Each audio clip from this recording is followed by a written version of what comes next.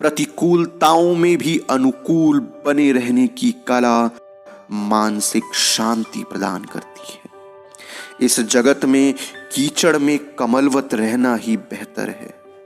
जी हाँ दोस्तों, आज की हमारी कहानी चित्त की समता में निहित है संतोष, इसी भावना पर आधारित है। दोस्तों, किसी नगर में एक सेठ रहा करता था। उसके पास लाखों की संपत्ति थी और सभी प्रकार की सुख सुविधाएं थी। फिर भी उसका मन अशांत रहता था। जब उसकी मानसिक परेशानी बहुत बढ़ गई तो वह नगर में रहने वाले एक विख्यात साधु के पास आया और अपना कष्ट बताते हुए इसका निदान करने की प्रार्थना की।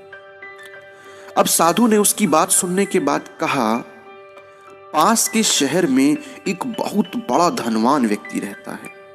उसका लाखों का कारोबार है। तुम उसके पास जाओ, वह तुम्हें अवश्य समाधान या कोई मार्ग बता देगा।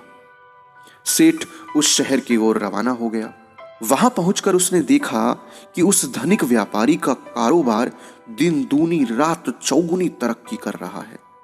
दुनिया के सभी ऐशो आराम से लैस अपनी कोठी में वह व्यापारी बैठा था और उसके मुख पर प्रसन्नता व संतोष का स्थायी भाव था।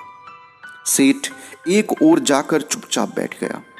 वह अपनी बात कहता इससे पहले ही उसका मुनीम आकर बोला, मालिक, हमारा जहाज समुद्र में डूब गया, लाखों का नुकसान हो गया। उसकी यह बात सुनकर व्यापारी ने मुस्कुराकर कहा, मुनीम जी, व्यापार में तो ऐसा चलता ही रहता है। सेठ चकित रह गया और इतना नुकसान होने पर भी इस व्यापारी के चेहरे पर चिंता के भाव नहीं है और वह यथावत प्रसन्न है। तभी उस व्यापारी के दूसरे कारिंदे ने आकर सूचना दी, सरकार, रुई का दाम चढ़ गया है, हमें लाखों का फायदा हो गया। व्यापारी बोला, इसमें खुश होने की क्या बात है, व्यापार में तो ऐसा होता रहता है। उसकी बात सुनकर सेठ की आंखें खुल गई। उसने समझ लिया कि शांति का स्रोत वैभव में नहीं, चित्त की समता में है। इस भौतिक दुनिया में रहते हुए यदि इसके उतार चढ़ाव में निर्विकार बने रहें तो ही प्रसन्नता व संतोष उपलब्ध होंगे और विचलित होने की दशा में सदा मानसिक अशांति बनी रहेगी।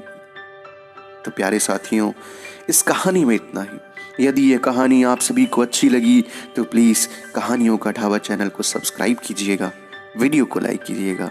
मिलते हैं एक और नई एवं शानदार कहानी में, तब तक के लिए धन्यवाद।